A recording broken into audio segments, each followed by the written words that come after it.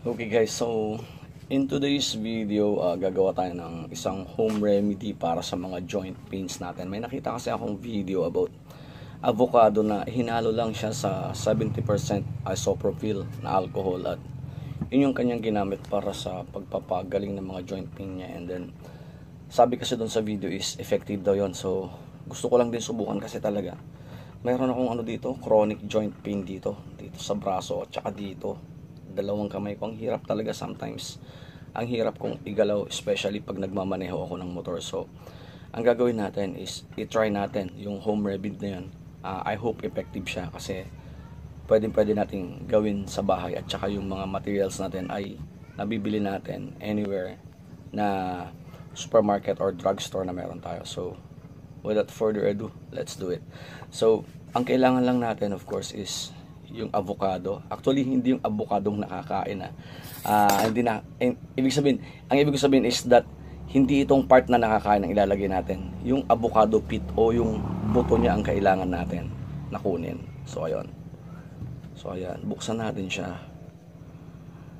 Napakaraming nutritional value ng avocado. Bukod sa masarap kainin, may mga medicinal value pa siya. So, ayun. So, ang kukunin natin is this one. So ayun, for now ilalagay ko siya dito sa bowl muna.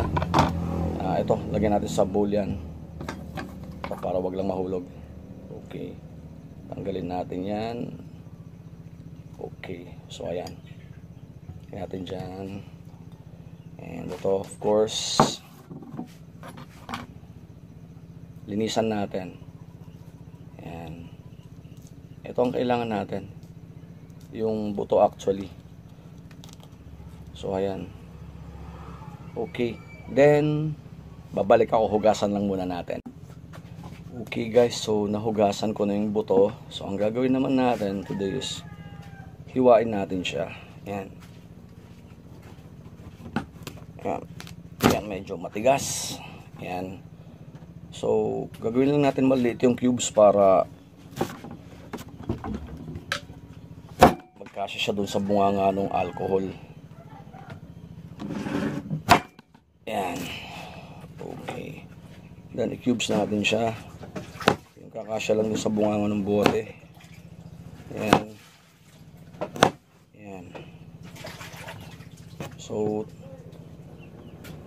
ito kasi sabi dun is marami siyang medicinal factors na o medicinal value na pwede nating magamit. It's like anti-inflammatory, antioxidant, at kung ano-ano pa. So ilalagay natin dito sa tawag dito sa description section kung ano yung mga medicinal value na meron ito. So pagtapos nating mahiwa-hiwa itong buto ay ihuhulog natin siya dito sa ating alcohol and titignan natin, gagamitin natin. So it's like after 24 hours or 48 hours yata yun na ibababad dito and then pwede na natin gamitin. So ngayon bumili ako ng alcohol. So any alcohol na ang tawag dito na 70% ang content pwede dito. So looks like aapaw na. So kukuha ko saglit ng paglalagyan ng ibang alcohol. Medyo puno na to para mailagay ko lahat ito.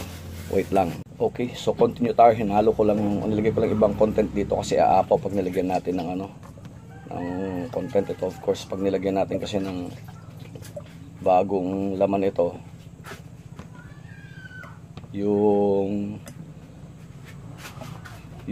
weight nung nung buto, of course, papasok dyan at tataas yung liquid niya. Ayan, lagay lang natin and let's see after 24 or 48 hours gagawa ulit tayo ng video at saka i-apply natin. So ayan, so nakalagay na. So ayan, ang tendency ngayon since alcohol to, mapipreserve yung buto dyan. So yung maybe the medicinal value will be mixed sa alcohol. So ayan, so nakagawa na tayo. Wait lang natin after a day or two and continue tayo sa video. See you guys.